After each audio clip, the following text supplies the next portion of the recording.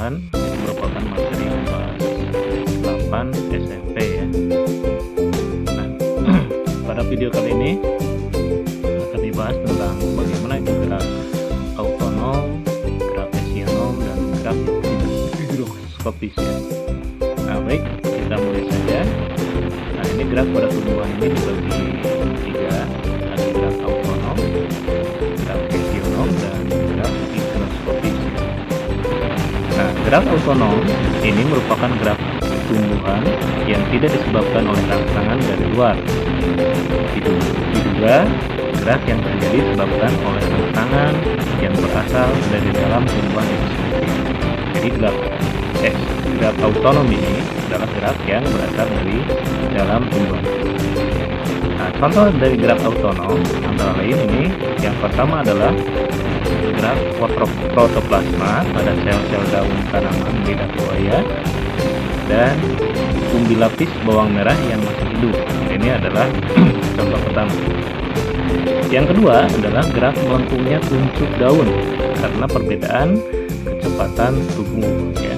Dan yang ketiga adalah gerak tumbuhan ketika tumbuh, seperti tumbuhnya akar, batang, daun, dan bunga. Itu adalah contoh dari gerak autonom. Jadi gerak autonom itu sekali lagi adalah gerak tumbuhan yang tidak disebabkan oleh rangsangan dari luar. Jadi rangsangannya bersifat dari dalam. Nah, berikutnya gerak pada tumbuhan itu yang kedua adalah gerak esionom. Gerak esionom itu adalah gerak yang dipengaruhi oleh rangsangan yang berasal dari luar ya, dari luar tubuh tumbuhan. Jadi kalau tadi gerak autonom berasal dari dalam, kalau gerak esionom ini adalah berdasarkan dari dalam, dari luar ya. Jadi autonom itu dari dalam, esionom itu dari luar tumbuhan. Berdasarkan arah geraknya, gerak esionom ini dibedakan atas gerak nasti, gerak tropisme, dan gerak taksis ya.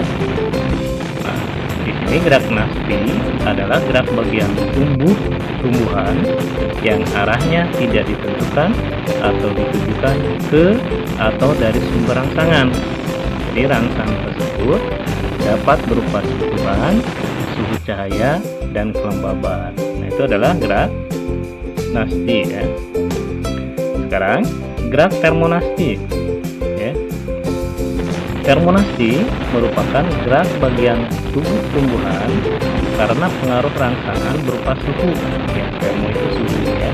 Misalnya bunga tulip dan bunga krokus yang membuka karena pengaruh suhu. Jadi bunga tulip itu membuka karena adanya pengaruh suhu, maka gerak tersebut disebutnya gerak termonasti. Berikutnya ada gerak fotonasti ya. Fotonasti adalah gerak yang melibatkan sebagian atau seluruh bagian tumbuhan karena pengaruh rangsangan berupa cahaya. Jadi foto itu cahaya. Contoh fotonasti adalah menguncupnya bunga pukul 4 ya. Nah, ini contoh dari fotonasti ya. Jadi membukanya kuncup bunga pada bunga pukul 4 ya.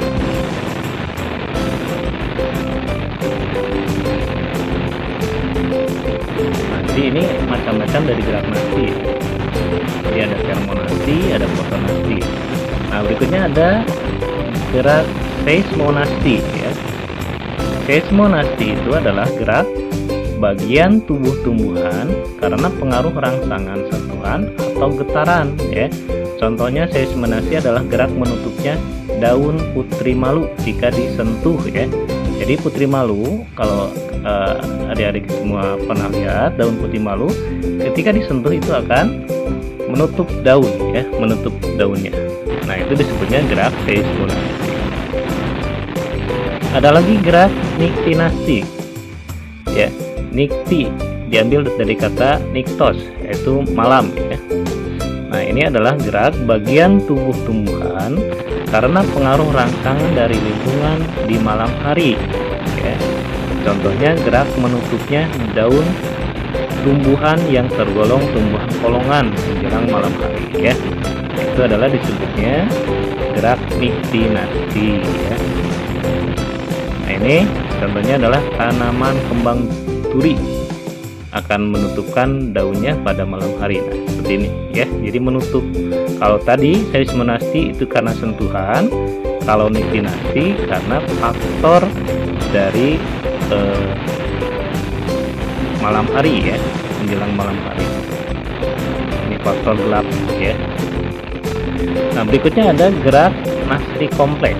Kalau gerak nasti kompleks adalah gerakan sebagian tubuh tumbuhan yang disebabkan oleh lebih dari satu macam rangsangan. Contoh, gerak nasti kompleks adalah gerak membuka dan menutupnya stomata karena pengaruh cahaya matahari, pengaruh zat kimia, dan pengaruh air. Itu disebutnya gerak nasti kompleks. Itu adalah contoh gerak esionom yang salah satunya adalah gerak nasti. Berikutnya ada gerak tropisme. Apa gitu gerak tropisme? Tropisme berasal dari kata tropos atau balik ya. Ini adalah gerak bagian tubuh tumbuhan menuju atau menjauhi rangsangan. Nah, tropisme yang menuju sumber rangsangan merupakan gerak positif, sedangkan yang menjauhi rangsangan adalah disebutnya negatif ya. Kita lanjutkan ke gerak fototropisme. Ini gerak jenis-jenis gerak tropisme. Fototropisme atau heliotropisme adalah gerak tumbuhan yang terjadi akibat pengaruh arah datangnya rangsang berupa cahaya.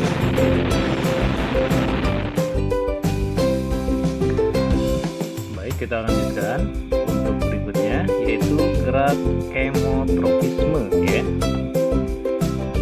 Nah, gerak kemotropisme ini adalah gerak bagian tubuh tumbuhan ke arah sumber rangsangan yang berupa bahan kimia ya. Nah, ini contohnya akar tanaman yang menuju ke arah zat kimia ya. Nah, contoh seperti ini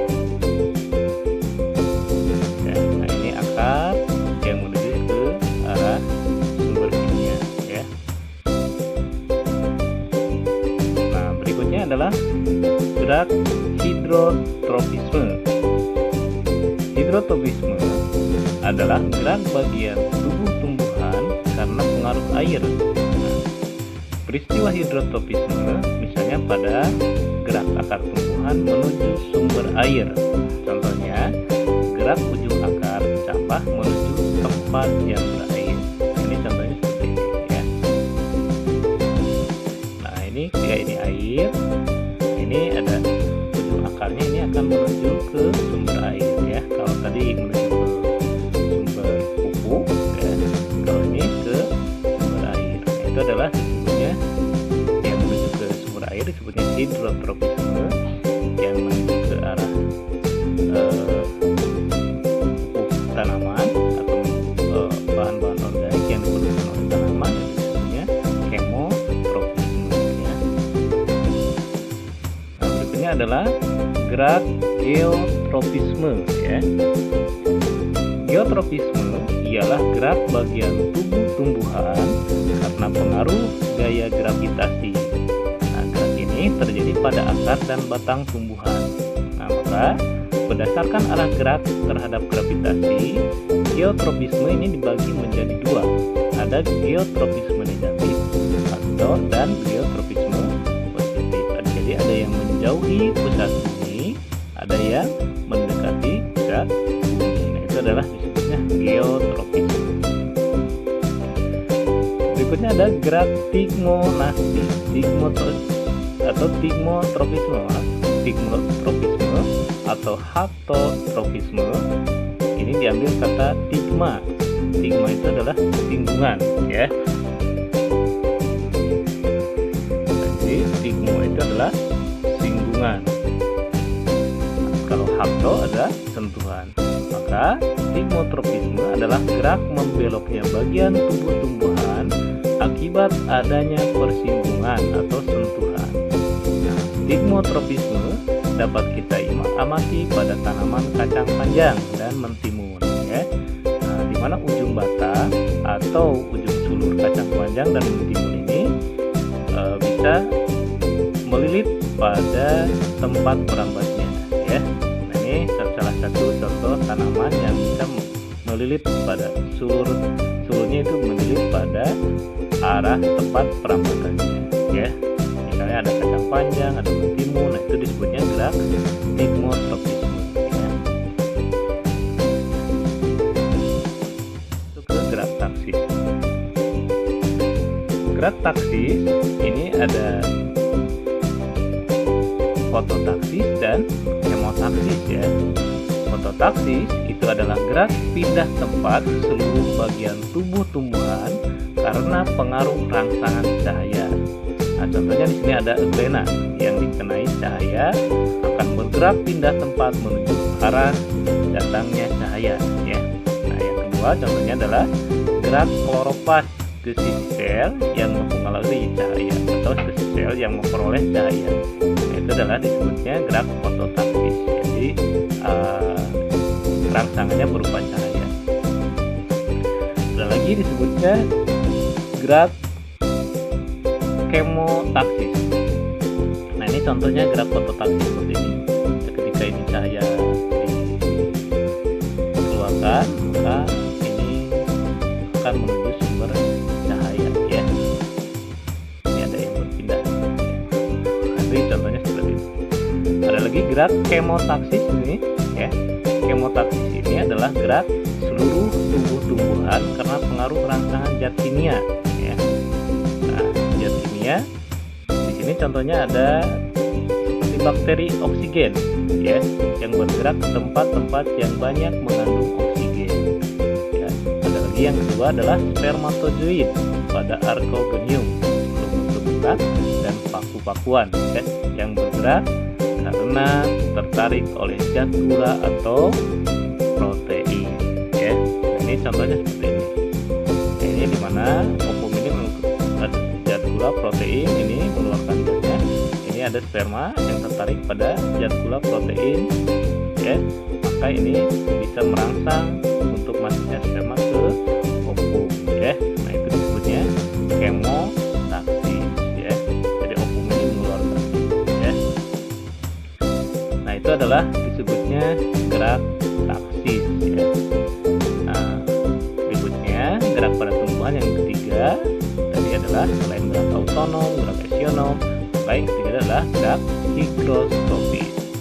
Nah, gerak higroskopis adalah gerak bagian tubuh tumbuhan karena pengaruh perubahan kadar air di dalam sel ya, sehingga terjadi pengerutan yang tidak merata. Nah, gerak higroskopis ini merupakan gerak bagian-bagian tanaman yang tidak hidup lagi ya.